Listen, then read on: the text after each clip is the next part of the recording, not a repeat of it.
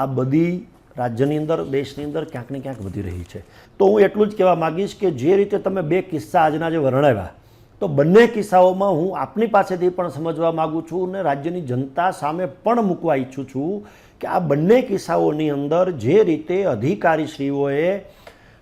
પૈસા જે માગ્યા છે અથવા તો જે સ્વીકાર્યા જે છે એ રકમ ક્યાંક ને ક્યાંક રજૂઆત કરતાને વધુ લાગી હશે,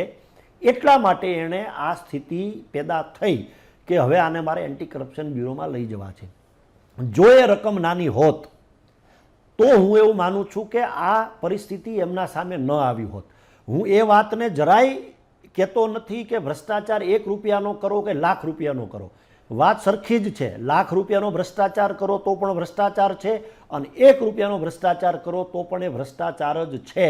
પણ વાત એટલી છે કે રજૂઆત કરતાને રકમ મોટી લાગી અને જેણે કામ કરી આપવાનું હતું એને એ રકમ વ્યાજબી લાગી